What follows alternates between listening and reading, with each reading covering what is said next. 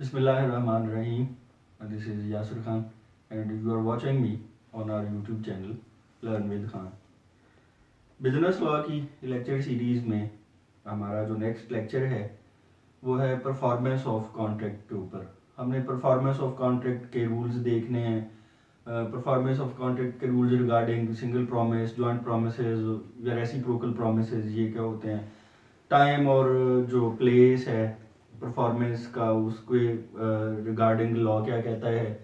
फिर उसके बाद असाइनमेंट्स ऑफ कॉन्ट्रैक्ट्स क्या होती है, सक्सेशन भी होती है कॉन्ट्रैक्ट्स की, एक्सप्रोप्रिएशन के रिगार्डिंग क्या रूल्स हैं।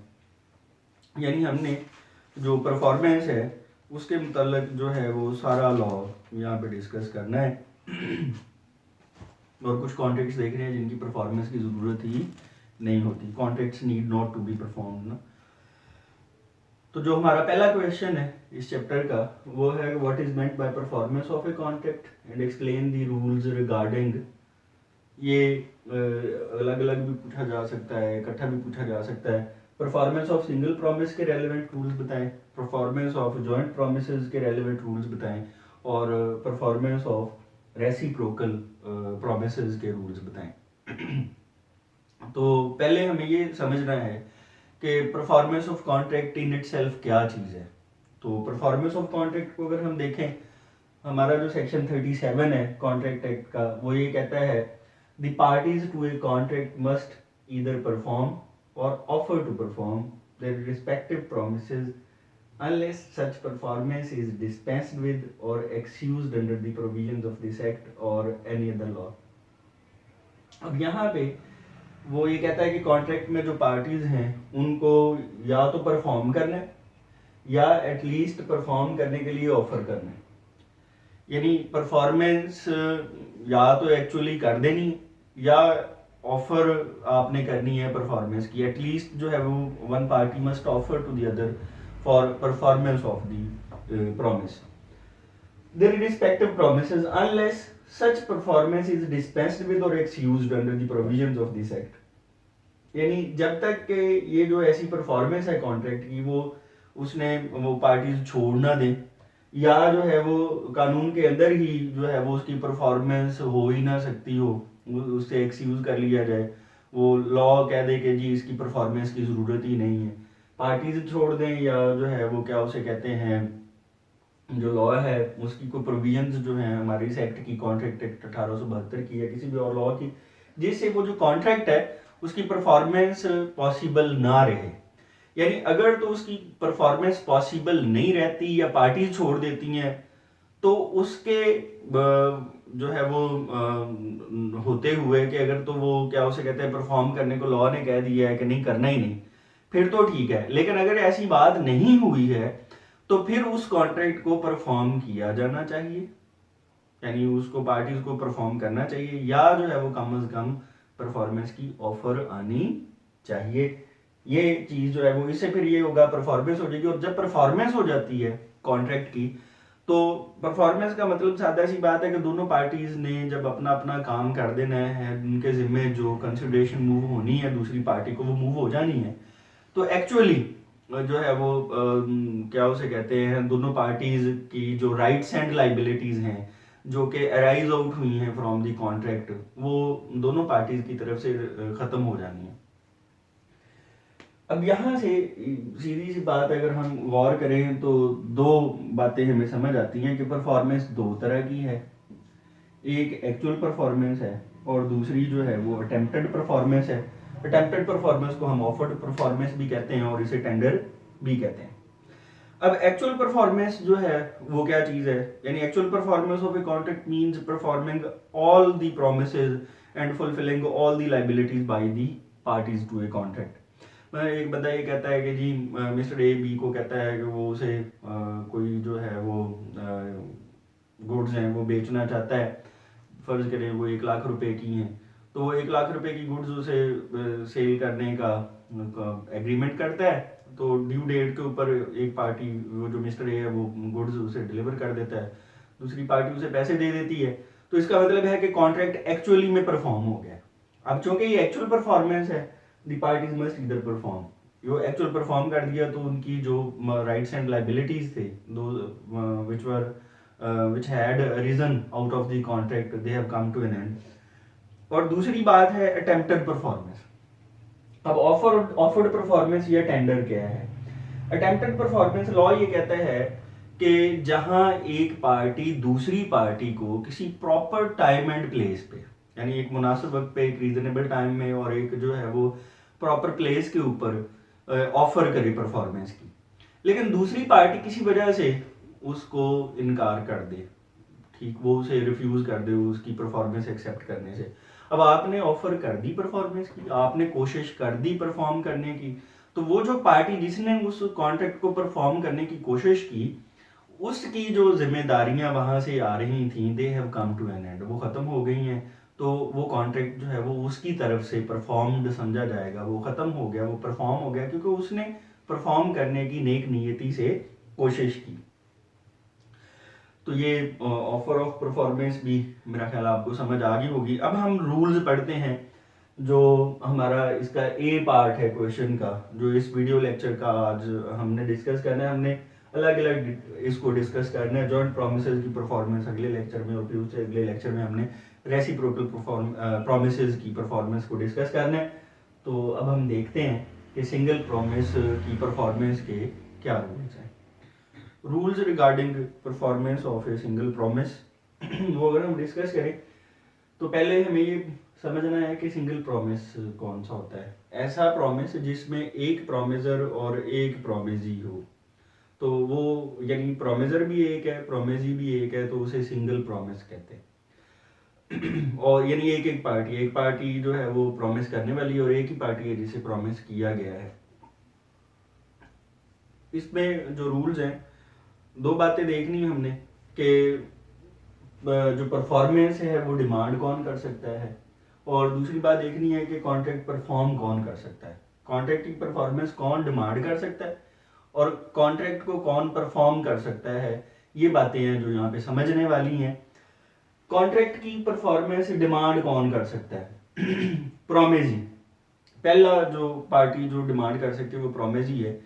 तो देखें, लॉ ये कहता है कि it is only the promisee who can demand the performance of a contract, यानी ये प्रोमिजी ही है, वो सिर्फ प्रोमिजी ही है जिसको, जो असल में जिसे वादा हुआ है वही जो है वो कॉन्ट्रैक्ट की परफॉर्मेंस डिमांड करे। जो थर्ड पार्टी है कॉन्ट्रैक्ट में, अगरचे उसके फायदे के लिए ही उस कॉन्ट्रैक्ट में कुछ हो रहा हो, यानी फायदा उसे मिलना हो, लेकिन वो कॉन्ट्रैक्ट की परफॉर्मेंस नहीं डिमांड कर सकती। परफॉर्मेंस सिर्फ उसने डिमांड करनी है जिससे वादा किया गया है। अब देखिए इसकी एग्जांपल है, ए प्रोमिसेस बी टू पे ₹500 टू सी। ए बी से वादा करता है वो 500 रुपये सी को अदा करेगा। अब देखिए यहाँ पे ए प्रोमिसर है, वादा हो रहा है बी से, और बी इसमें प्रोमिसी है, फायदा मिलना है थर्ड पार्टी को सी को। अब देखें, अगर फर्ज करें ए सी को अदायगी नहीं भी करता, तो सी जाके ए से उसकी परफॉर्मेंस डिमांड नहीं कर सकता, यानी उसकी परफॉर्मेंस डिमांड सिर्फ बी ने करनी है क्योंकि वादा बी से हुआ। यानी ये आपने याद रखना है कि सिंगल प्रॉमिस में जिससे वादा किया गया है सिर्फ उसी बंदे ने जो है वो परफॉर्मेंस डिमांड करनी है, चाहे उस कॉन्ट्रैक्ट से तीसरे बंदे का, थर्ड पार्टी का फायदा हो रहा हो, वो जाके कॉन्ट्रैक्ट की परफॉर्मेंस डिमांड नहीं कर सकता। आगे है जी लीगल रिप्रेजेंटेटिव, उसके जो कानूनी वरसा हैं, कानूनी नुमाइंदे हैं उसके। In case of death of the promisee, यानी जिस बंदे से वादा किया था उसकी हो गई डेथ, तो जो लीगल रिप्रेजेंटेटिव्स हैं they can demand performance of the contract, तो वो डिमांड कर सकते हैं। हाँ, उसमें जो है वो दो चीज़ें ज़हन में रखनी है आपने, कि अगर कॉन्ट्रैक्ट के अंदर ही ऐसे इंटेंशंस हमें नज़र आ रहे हों कि जी वहाँ उन्होंने पहले ही तय किया हुआ है कि इन केस ऑफ डेथ जो रिप्रेजेंटेटिव्स हैं वो परफॉर्मेंस डिमांड नहीं करेंगे, यानी उसके इंटेंशन से, जो कॉन्ट्रैक्ट है उसके इंटेंशन से नज़र आ रहा है कि पार्टीज़ का कोई ऐसा इरादा नहीं था, क्या उसे कहते हैं, कॉन्ट्रैक्ट से ये लग रहा है कि वो अपीयर हो रहा है, ये बात जो है कि उनका इरादा नहीं था कि लीगल रिप्रेजेंटेटिव्स जो हैं वो उसकी परफॉर्मेंस क्लेम करेंगे, या कॉन्ट्रैक्ट पर्सनल नेचर का है। तो जब कॉन्ट्रैक्ट पर्सनल नेचर का हो, तो जब प्रोमिसी ही नहीं रहा, तो वो बात बुनियादी तौर पर उसके साथ थी पर्सनल, तो जब वो ही नहीं रहा तो फिर वो काम जो है वो उन रिप्रेजेंटेटिव्स के लिए नहीं हो सकता। अब इसकी 2 एग्जांपल्स मैं आपको शेयर करता हूँ, उससे आपको अंडरस्टैंडिंग होगी कि रिप्रेजेंटेटिव क्लेम कर भी सकता है परफॉर्मेंस, उसकी डिमांड कर भी सकता है और कहाँ नहीं भी कर सकता। पहली बात, फर्ज करें अगर एक पार्टी है, उसने कोई चीज़ खरीदी है दूसरी पार्टी से, और वो जो दूसरी पार्टी है उसको अभी पेमेंट नहीं मिली और उसकी डेथ हो गई है। तो एक अगर आप एग्जांपल जो बुक हम फॉलो कर रहे हैं खालिद महमूद चीमा की उसमें से देखें तो उसने एग्जांपल ये दी है कि C bought rice from B और B died before the recovery of the payment. C ने बी से चावल खरीदे और बी जो है वो उसको पेमेंट अभी नहीं मिली, रिकवर नहीं हुई और उससे पहले उसकी डेथ होगी। तो legal representative of B can demand performance, तो वो जाके क्लेम कर सकते हैं कि जी आप हमें इसके पैसे अदा करें। X promises to paint a picture for Y on a specified day, ये सेकंड है। अब उसने जो है वो ये कहा कि किसी मखसूस दिन पे उसने कहा एक्स ने वाई से कि वो उसके लिए तस्वीर पेंट करेगा, Y dies before that day, तो वो तस्वीर उसी की बनानी थी, वो पर्सनल नेचर का कॉन्ट्रैक्ट है। अब legal representatives of Y can not demand performance of promise from X, क्योंकि वाई ही मौजूद नहीं है और वो कॉन्ट्रैक्ट, उसकी तस्वीर बनानी है, उसकी तस्वीर पेंट करनी थी, वो सामने बैठा ही नहीं, तो उसकी परफॉर्मेंस उसके रिप्रेजेंटेटिव्स क्लेम नहीं कर सकते। और तीसरी बात जो है, थर्ड पार्टी परफॉर्मेंस कब डिमांड कर सकती है। वैसे तो मैंने आपको पहले पॉइंट में पढ़ाया कि चाहे थर्ड पार्टी के फायदे के लिए कॉन्ट्रैक्ट हो तो थर्ड पार्टी परफॉर्मेंस डिमांड नहीं कर सकती, लेकिन कुछ एक्सेप्शनल केसेस हैं, यानी कुछ एक्सेप्शंस हैं, उन एक्सेप्शनल केसेस में थर्ड पार्टी परफॉर्मेंस डिमांड कर भी सकती है। और वो जो है वो एक्सेप्शनल केसेस क्या हैं कि अगर कोई ट्रस्ट का बेनिफिशियरी है या कॉन्ट्रैक्ट का असाइनी है, असाइनमेंट भी हम उसके ऊपर भी लेक्चर नेक्स्ट बनाएंगे, इसी 2-4 लेक्चर्स के बाद असाइनमेंट ऑफ कॉन्ट्रैक्ट के ऊपर लेक्चर होना है हमारा। तो असाइनी ऑफ ए कॉन्ट्रैक्ट और जो है वो किसी ट्रस्ट के अंदर जो बेनिफिशियरी है वो थर्ड पार्टीज होते हुए भी उसकी परफॉर्मेंस क्लेम कर सकती हैं, डिमांड कर सकती हैं। अब देखें एग्जांपल है इसकी कि transfers property to be under trust for the benefit of M, यानी ट्रस्ट डीड के तहत ए ने बी को कुछ प्रॉपर्टी जो है वो ट्रांसफर की है और वो एम के बेनिफिट के लिए है प्रॉपर्टी, तो M can demand the performance of contract from B.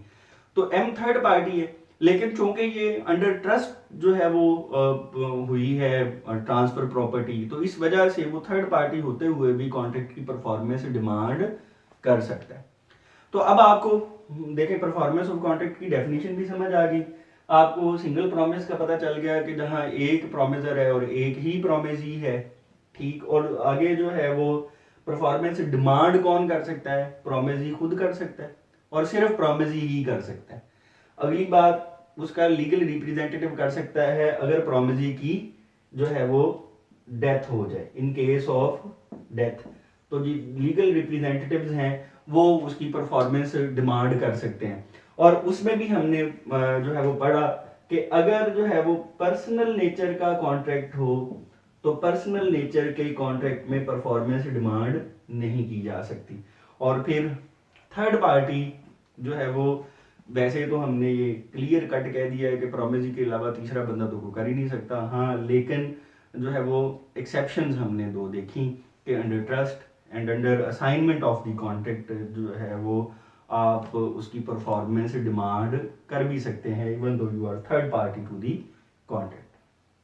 अब ये तो हो गया कि कह कौन सकता है जाके प्रॉमिसर से कि भाई तुमने वादा किया था, लाओ मुझे इसकी जो है वो परफॉर्मेंस दो, ये तो डिमांड कौन कर सकता है। अब कॉन्ट्रैक्ट परफॉर्म किसने करना है, who may perform the contract under single promise. हम पढ़ रहे हैं, ये रूल्स पढ़ रहे हैं फॉर सिंगल प्रॉमिस। तो सिंगल प्रॉमिस में कॉन्ट्रैक्ट परफॉर्म कौन कर सकता है, पहली बात है कि प्रॉमिसर।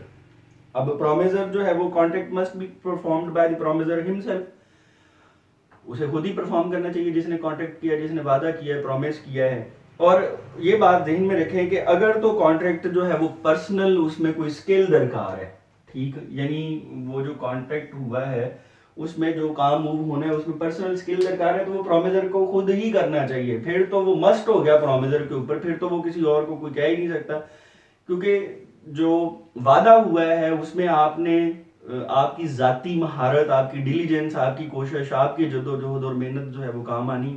तो आपके बगैर जिसने वादा किया उसके बगैर तो जो है वो पॉसिबल ही नहीं है। इस वजह से अगर पर्सनल स्किल इन्वॉल्व हो गई है कॉन्ट्रैक्ट में तो प्रोमिसर को खुद ही वो कॉन्ट्रैक्ट परफॉर्म करना पड़ेगा। अब इसकी एग्जांपल देखें, मतलब जो है वो सी ये कहता है C promises to paint a picture for B. अब उसने ये कहा, सी ने वादा किया कि वो बी के लिए पिक्चर पेंट करेगा, तो सी हिमसेल्फ मस्ट पेंट दी पिक्चर ना, उसे खुद ही पेंट करनी पड़ेगी। और एक बात जो है वो जहन में रखें कि अगर इस प्रोमिसर की डेथ हो जाए या जो है ये प्रोमिसर डिसेबल हो जाए, तो इस सूरत में वो कॉन्ट्रैक्ट से आज़ाद हो जाता है। लॉ ये कहता है कि वो डिस्चार्ज हो गया अपनी जिम्मेदारी से, क्योंकि उसकी डेथ होगी। अब वो कैसे जो है वो उसकी पर्सनल स्किल दरकार थी, वो अब उठ के तो नहीं जो है वो बना सकता, और अगर वो डिसेबल हो गया है तो फिर भी वो नहीं बना सकता। तो जहाँ कोई इस तरह की डिसेबलमेंट आ जाए, डेथ आ जाए, तो फिर प्रोमिसर को जो है वो एक्सक्यूज कर देता है लॉ। एजेंट एजेंट कब बना सकता है? इन ए कॉन्ट्रैक्ट में no personal skill is involve. यानी अगर एजेंट तब जो है वो रखा जा सकता है अगर पर्सनल स्किल इन्वॉल्व्ड नहीं है। यानी अगर पर्सनल स्किल इन्वॉल्व्ड है फिर तो प्रोमिसर को हर सूरत खुद ही करना पड़ेगा। लेकिन अगर पर्सनल स्किल इन्वॉल्व नहीं है, कोई वैसे ही कोई चीज़ बेच रहे हैं तो सिंपली उठा के बेचनी ही थी तो आपने एजेंट को भेज दिया, तो कोई मसला नहीं है, वो गुड्स डिलीवर कराएगा। पर्सनल स्किल अगर इन्वॉल्व नहीं है तो फिर एजेंट कॉन्ट्रैक्ट परफॉर्म कर सकता है। अब देखिए, in contract with no personal skill is involved the person the promiser may employ an agent to perform the contract. जैसे C promises to sell goods to B, C ने वादा किया कि वो बी को गुड्स बेचेगा, तो C can appoint his agent to perform the contract, तो अपने एजेंट को भेज सकता है कि ये गुड्स उसे डिलीवर करो। लीगल रिप्रेजेंटेटिव्स, अब यहाँ भी जो है वो लीगल रिप्रेजेंटेटिव्स सादा सी बात है कि जहाँ पर्सनल स्किल इन्वॉल्व नहीं होगी वहाँ ही वो जो क्या उसे कहते हैं लीगल रिप्रेजेंटेटिव्स हैं वो जाके परफॉर्म कर सकते हैं। क्योंकि अगर प्रोमिसर के पर्सनल स्किल के ऊपर बात थी तो वो उसने करनी थी, और अगर उसकी डेथ हो गई तो फिर लीगल रिप्रेजेंटेटिव्स उसको परफॉर्म नहीं कर सकते।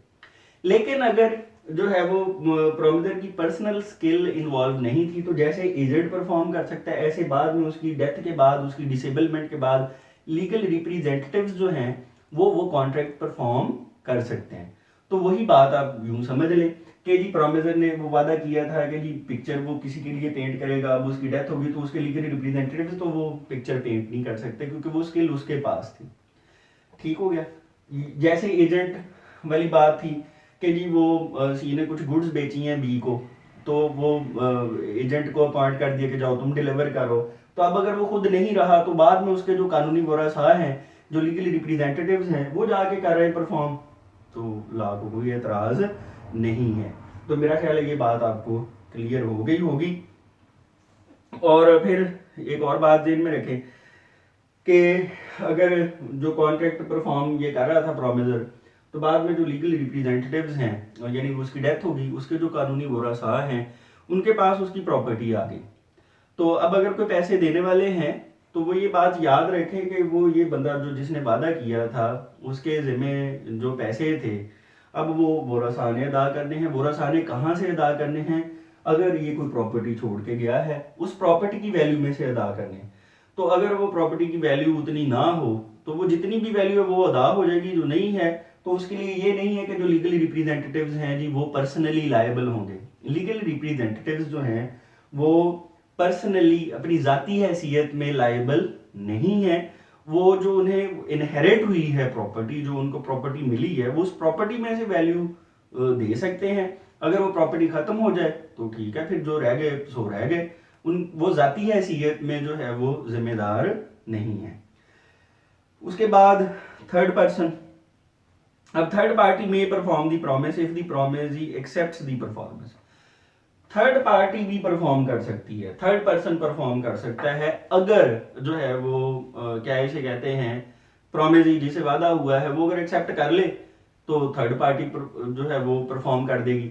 अच्छा, जब थर्ड पार्टी परफॉर्म करेगी तो उसमें ये जहन में रखें कि बाद में यानी जो प्रोमिसरी है वो थर्ड पार्टी से भी परफॉर्मेंस ले ले और बाद में वो प्रोमिसर को भी आके कहे कि जनाब वो पैसे मुझे दे दें या वो गुड्स मुझे दे दें, तो ऐसा नहीं है। अगर आपने थर्ड पार्टी से उसकी परफॉर्मेंस एक्सेप्ट कर ली है तो फिर ये प्रोमिसर जो है वो जो ओरिजिनल प्रोमिसर था वो आज़ाद हो गया, ठीक है, फिर वो कॉन्ट्रैक्ट खत्म हो गया।